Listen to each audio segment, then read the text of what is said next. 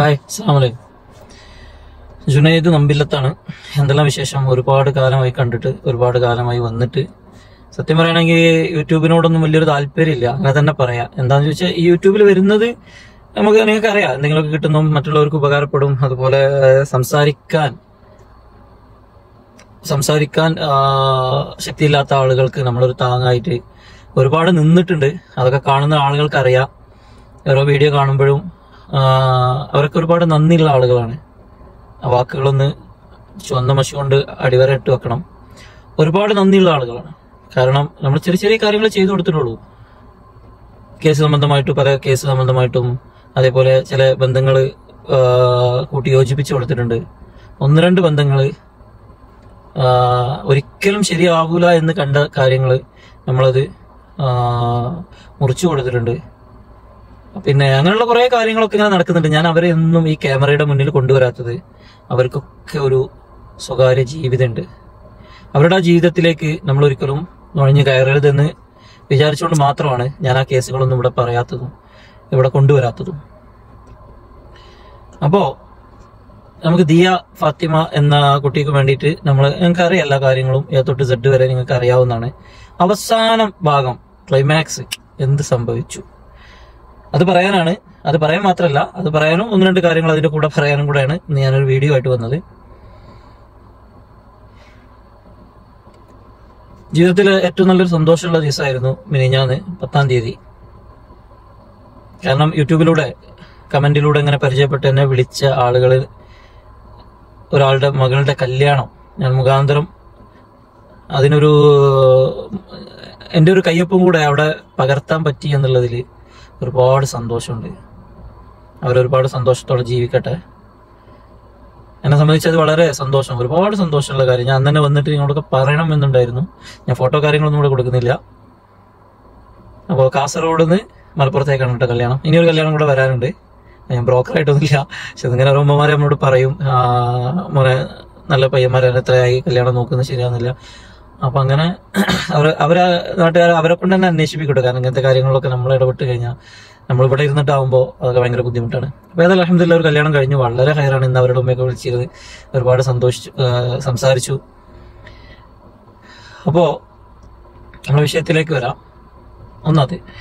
രണ്ടാമത്, ഞാനിങ്ങനെ എപ്പോഴും വിചാരിക്കുന്ന ഒരു കാര്യമാണ്, നമ്മളൊക്കെ ജീവിക്കുന്നത് ഈ മനസ്സമാധാനം ഇല്ലെങ്കിൽ നമ്മളൊക്കെ സീറോ ആണ്. അപ്പൊ നബി പറഞ്ഞിട്ടുണ്ട്, ഈ നമ്മൾ കടം, എന്റെ അവസ്ഥയൊക്കെ എനിക്കറിയാം, നമ്മൾ കടം ബാങ്കിലായാലും ഒക്കെ കൊടുക്കാനുണ്ടെങ്കിൽ നമ്മുടെ ഉറക്കം വരെ, രാത്രിയിൽ ഉറക്കം വരെ നഷ്ടപ്പെടും അത്. അപ്പോ അങ്ങനെയൊക്കെ അവസ്ഥയിലും ഈ അനാവശ്യമായിട്ടുള്ള, അതായത് നമ്മൾ എത്ര പെർഫെക്റ്റ് ആവാൻ നോക്കിയിട്ടും എന്തൊക്കെ ചെയ്തു കൊടുത്തിട്ടും ഈ അനാവശ്യമായിട്ടുള്ള ഇവിടുന്ന് അവിടെ പറയാ, അവിടുത്തെ ഇവിടെ പറയാ, അങ്ങനെ പറയാ, ഒരു പണിയില്ലാത്ത ആളുകളുണ്ടല്ലോ. ഒരു പണിയില്ലാത്ത ആളുകള് കാരണം നമുക്ക് ഒരുപാട് തലവേദന വരുന്നുണ്ട് ഓരോ ദിവസം. നമ്മളിതിങ്ങനെ കാണുമ്പോൾ ആളാ നിന്നെ കുറിച്ച് അങ്ങനെ പറഞ്ഞു, ഈ ആൾ ഇങ്ങനെ പറഞ്ഞു. അപ്പൊ ഞാനൊന്നും ഇങ്ങനെ പിറകോട്ട് നോക്കിയിട്ട് ഞാൻ എന്ത് ചെയ്തു, ഇവരൊക്കെ ആരാ? അപ്പൊ നോക്കുമ്പോ എന്താ എനിക്ക് മനസ്സിലാക്കി, ഞാനൊരു നല്ല കാര്യം ചെയ്യാൻ വന്നു, എന്റെ ആരുമല്ല. ഇപ്പൊ നിങ്ങളിപ്പോ ഈ കാര്യങ്ങൾ ചെയ്ത കാര്യങ്ങളൊക്കെ ഇപ്പൊ കോടതി ആയിക്കോട്ടെ, മറ്റുള്ള കാര്യങ്ങളായിക്കോട്ടെ, ഡിവോഴ്സിന്റെ കാര്യങ്ങളായിക്കോട്ടെ, കല്യാണം ആയിക്കോട്ടെ, ഇതൊന്നും എന്റെ ആരും ഇല്ല. ഇതൊക്കെ നമ്മളൊരു സന്തോഷം. അപ്പൊ ഇതിന്ന് നമുക്ക് എന്താ കിട്ടുന്നത്? അപ്പൊ ഈ യൂട്യൂബിൽ വന്ന കാര്യമെല്ലാം നിങ്ങൾക്ക് അറിയാം, ഞാൻ എങ്ങനെ ഇവിടെ എത്തിയെന്നൊക്കെ. അപ്പൊ ഈ യൂട്യൂബിൽ നിന്ന് കിട്ടുന്ന വരുമാനം അതിന്റെ ഇരട്ടിയുടെ ഇരട്ടി, അങ്ങനെ തന്നെ പറയാം. എന്താ ഇതിന്ന് കിട്ടുക നിങ്ങൾക്ക് അറിയാം. അതൊക്കെ ഞാൻ ആർക്കാ കൊടുക്കുന്നത്? നിങ്ങൾക്ക് തന്നിട്ടാണ്. പിന്നെ എനിക്ക് ഫേമസ് ആണ്. ചില ആളുകൾ പറയുന്നുണ്ട് എനിക്ക് ഫേമസ് ആവാൻ വേണ്ടിയിട്ട് ഞാൻ അത് കാണിക്കുന്നത്. നിങ്ങൾക്ക് ആർക്കെങ്കിലും കമന്റ് ഇടണം. നിങ്ങൾക്ക് ആർക്കെങ്കിലും ഒരാൾക്ക് ഞാൻ ഫേമസ് ആകാൻ വേണ്ടിയിട്ടാണ് ഇത് ചെയ്യുന്നതെന്ന് നിങ്ങൾക്ക് തോന്നിയിട്ടുണ്ടോ? കാരണം ഞാൻ അതും പറഞ്ഞിട്ട് ഏതെങ്കിലും വീഡിയോ അല്ലെങ്കിൽ എന്നും ഓരോ വീഡിയോസ് അത് ഇത് ആ വിഷയം ഈ വിഷയം അത് ഇത് സത്യം പറയണമെങ്കിൽ സഹി കെട്ട് ഇടേണ്ട വിഷയം മാത്രം അങ്ങേയറ്റം വരുമ്പോൾ മാത്രം ഞാനൊരു വീഡിയോ വന്നിടും.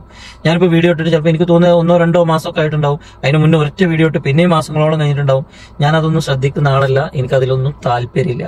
പക്ഷെ എനിക്കൊരു കാര്യം നിർബന്ധമുണ്ട്, നമുക്ക് മനസ്സമാധാനം തകർക്കുന്നത് സ്ഥലമാണ്. യൂട്യൂബ് അവിടെ ഉണ്ടാവും, പക്ഷെ ചില സംഗതികൾ നമ്മൾ ഇറങ്ങി നമുക്ക് തന്നെ ഒരുപാട്, ഞാനിപ്പോ ഒരു മോട്ടിവേഷൻ കേട്ടതില്, അപ്പൊ നമുക്ക് തന്നെ ഒരുപാട് പ്രശ്നങ്ങളും കാര്യങ്ങളൊക്കെ ഉണ്ടാവുമ്പോൾ നമ്മൾ മറ്റുള്ളവരെ സഹായിക്കാൻ വേണ്ടിയിട്ട് ചെയ്യുന്ന പല കാര്യങ്ങളും നമുക്ക് തന്നെ അത് വലിയ തലവേദന ആയിട്ട് അതും ഇതും കേട്ട് ഉള്ള ടെൻഷൻ കൂട്ടേണ്ട ഒരു ആവശ്യമില്ലെന്ന് എനിക്ക് തോന്നുന്നു.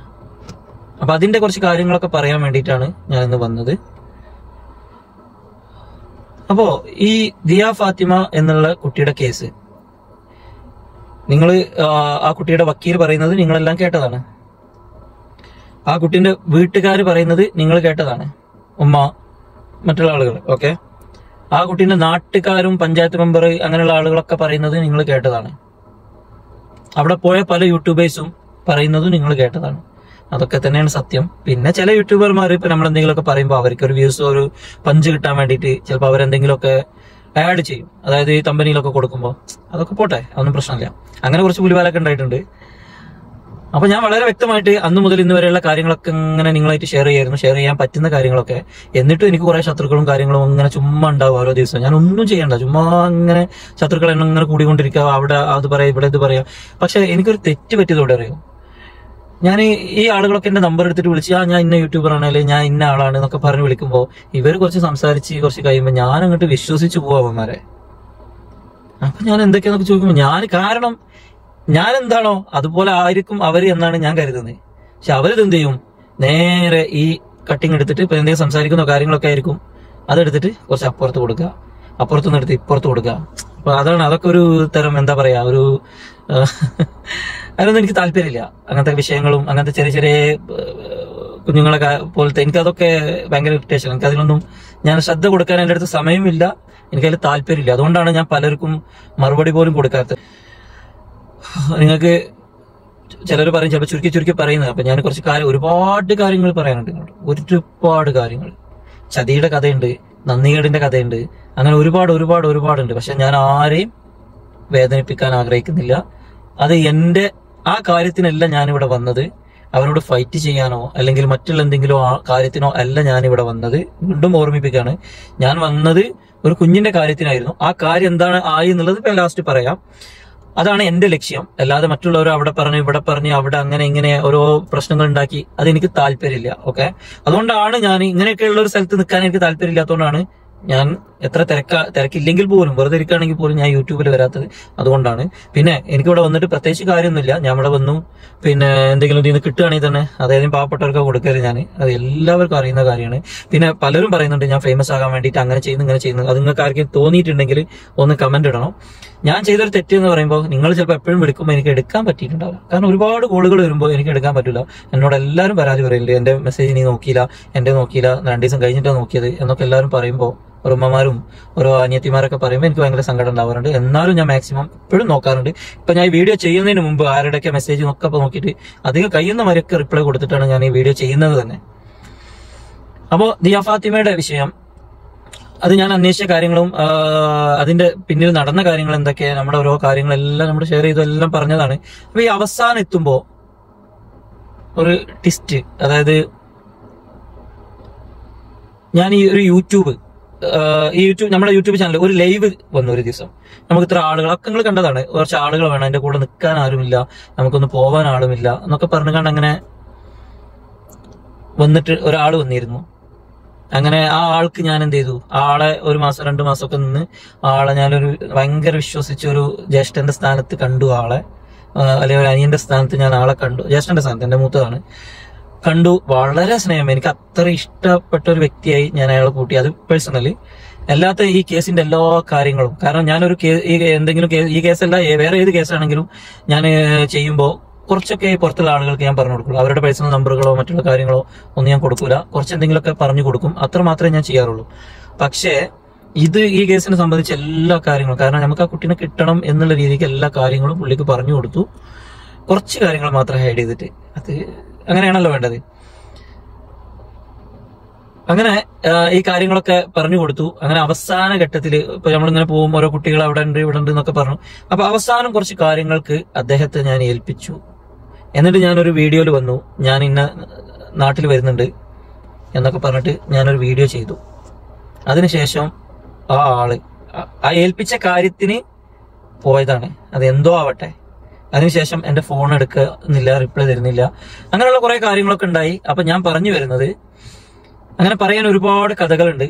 അപ്പോ അതിപ്പോ എനിക്കതിൽ തീരെ താല്പര്യമില്ല. പക്ഷെ ഞാനത് പറയാം. നമുക്ക് കുട്ടീനെ കിട്ടിയതിന് ശേഷം ഞാൻ വന്നിട്ട് എല്ലാ കാര്യങ്ങളും ഞാൻ അവിടെ പ്രിപ്പയർ ചെയ്ത് വെച്ചിട്ടുണ്ട്. കാരണം ഞാൻ എന്തെങ്കിലും പറയുമ്പോൾ അതിന് തെളിവുകൾ വേണം, കാര്യങ്ങളൊക്കെ വേണം. പിന്നെ ഞാൻ നിങ്ങൾ ശ്രദ്ധിച്ചിട്ടുണ്ടാവും, എന്റെ വീഡിയോകളിലൊന്നും മറ്റവന്റെ ഒരു വോയിസോ അല്ലെങ്കിൽ ഒരു കോൾ റെക്കോർഡ് ചെയ്തതോ ഒക്കെ എന്റെ കയ്യിലുണ്ട്. അതൊന്നും ഞാൻ ഇടാത്തത് എന്താ വെച്ചാൽ ഇന്ത്യൻ നിയമപ്രകാരം അത് തെറ്റാണ്, കേസ് കൊടുക്കാവുന്ന വിഷയമായതുകൊണ്ടാണ് ഞാൻ അങ്ങനത്തെ ഒക്കെ മാക്സിമം ഒഴിവാക്കുന്നത്. പക്ഷെ അതൊക്കെ എല്ലാ കാര്യങ്ങളും ഞാൻ എടുത്തു വെച്ചിട്ടുണ്ട്. അപ്പൊ ഇൻഷാല്ലാ ഞാൻ പറഞ്ഞ ഇത്രേ ഉള്ളൂ. അവസാന ഘട്ടം ഈ കുട്ടി ഇന്ന സ്ഥലത്താണ് അല്ലെങ്കിൽ ഇന്ന കാര്യങ്ങൾ അത് ഇത് എന്നൊക്കെ പറഞ്ഞിട്ട് നമ്മൾ കുറച്ച് കാര്യങ്ങൾ ചെയ്ത് അവസാനം ആ വീഡിയോ ഒക്കെ നിങ്ങൾക്ക് അറിയില്ല നമ്മൾ വന്നേ ആ ഒരു കാര്യങ്ങൾ ചെയ്തതിന് ശേഷം ഈ ആളുടെ ഒരു വിവരമോ കാര്യങ്ങളോ ഇല്ല. അപ്പൊ ഞാൻ അറിയാൻ കഴിഞ്ഞത് അദ്ദേഹവും ഈ കുട്ടിയുടെ പിതാവും കൂടെ ഡയറക്റ്റ് ആയിട്ട് ഇപ്പോ മുന്നോട്ട് പോകുന്നു എന്നറിയാൻ കഴിഞ്ഞു. പിന്നെ അതേപോലെ പലരും അവിടെ അത് ഇതൊക്കെ പറയണ്ടേ. അപ്പൊ ഞാൻ വീണ്ടും പറയുകയാണെങ്കിൽ എനിക്കതൊന്നും താല്പര്യമില്ല. അപ്പൊ ഞാൻ ഈ ദിയ കേസ് ഇവിടെ അവസാനിപ്പിക്കുകയാണ്. ഓക്കെ, എനിക്കറിയാം ആ കുട്ടീനെ വൈകാതെ, അതായത് ചിലപ്പോ ദിവസങ്ങൾക്കുള്ളിൽ തന്നെ അല്ലെങ്കിൽ മാസങ്ങൾക്കുള്ളിൽ തന്നെ ആ കുട്ടി അവരുടെ വീട്ടിലെത്തിച്ചേരും എന്നാണ് എന്റെ വിശ്വാസം. ഇൻഷാ അള്ളാ.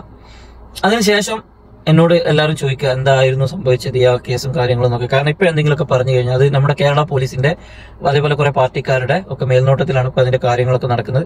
അത് അവിടെ നിൽക്കട്ടെ. അത് എനിക്ക് ഒന്നും പറയാൻ പറ്റൂല, അത് ആർക്കും പറയാൻ പറ്റൂല. എനിക്ക് നല്ല ഒരു യൂട്യൂബർക്കോ കാര്യങ്ങളോ. അപ്പൊ ആ കുട്ടീനെ എല്ലാവരും പ്രാർത്ഥിക്കുക, ആ കുട്ടീനെ കിട്ടട്ടെ. കിട്ടിയതിനു ശേഷം ഞാൻ നന്ദികേടിന്റെയും ചതിയുടെയും അനുഭവിച്ച കുറെ കാര്യങ്ങളുടെയും നമ്മളൊന്നും പ്രവാചകരല്ല. ചിലപ്പോൾ നമ്മുടെ വാക്കുകളിൽ എന്തെങ്കിലും ഇപ്പൊ ഈ സംസാരത്തിൽ തന്നെ എന്തെങ്കിലും വന്നിട്ടുണ്ടോ പറയാൻ പറ്റില്ല നമുക്ക്. ഞാനൊന്നും വലിയ എഡിറ്റിംഗ് കാര്യങ്ങളും ചെയ്തിട്ടെല്ലാവർക്കും പുറത്തു വിടുന്നത്. അപ്പൊ നമ്മളൊന്നും പ്രവാചകരല്ല. അപ്പൊ എന്തെങ്കിലുമൊക്കെ വാക്ക് കാര്യങ്ങളോ ഒക്കെ ഉണ്ടായിട്ടുണ്ടോ അതും ഞാൻ പറയും, എന്റെ തെറ്റുകൾ എന്തെങ്കിലും ഉണ്ടെങ്കിൽ. അപ്പൊ അതൊക്കെ ആയിട്ട് ഞാൻ വീണ്ടും വരണ്ട ഇൻഷാ അള്ളാ. അപ്പോ ഇനി എന്നോട് തൽക്കാലം ആ കുട്ടിയെ കിട്ടിയെന്ന് അറിയുന്നത്, കിട്ടിയാൽ എന്തായാലും ഞാൻ വരും ഈ കാര്യങ്ങൾ ചർച്ച ചെയ്യാൻ. ഇനി ആ കുട്ടിയെ കിട്ടിയാൽ മാത്രമേ ഞാൻ വരത്തുള്ളൂ. ഓക്കെ, ഇൻഷാ അള്ളാ. അപ്പൊ ആ കുട്ടിയുടെ പേരൻസും അതുപോലെ ഇപ്പോ കുറെ ആളുകൾ ഉണ്ടായിട്ടുണ്ട്. അവർക്ക് ഇപ്പൊ നമ്മൾ ഈ കാര്യങ്ങളൊക്കെ കണ്ടെത്തിയതിന് ശേഷം ഒരുപാട് ആളുകളൊക്കെ ഉണ്ടായിട്ടുണ്ട്. അപ്പൊ അവരൊക്കെ കൊണ്ടുവരട്ടെ കുട്ടിയെ. നമുക്ക് എല്ലാവർക്കും പ്രാർത്ഥിക്കാം. അപ്പോ നിങ്ങൾക്കൊരു കാര്യം ഇതായിട്ടുണ്ടാവും, ഇനി ആ കുട്ടിയെ കണ്ടെത്തി കഴിഞ്ഞാൽ തന്നെ എനിക്കൊരു ക്രെഡിറ്റും എനിക്ക് വേണ്ട. ഓക്കെ, പക്ഷേ ഒരു കാര്യം ശ്രദ്ധിക്കുക, ചൊറിയരുത് എന്നെ. ഞാൻ പഠിച്ചവന്റെ അടുത്തുനിന്ന് ഒരു പ്രീതി ആഗ്രഹിച്ചിട്ടാണ് വന്നത്. ഓക്കെ, അപ്പൊ ഞാൻ ആ വിഷയം ഇവിടെ വിടുന്നു. ആ കുട്ടി എത്രയും പെട്ടെന്ന് വീട്ടിലെത്തട്ടെ. അപ്പൊ ഈ അനാവശ്യമായിട്ട് തന്നെ ഇന്നലെയും മിഞ്ഞാന്നും ഒക്കെ പല യൂട്യൂബേഴ്സും പറയുന്നത് കേട്ടു.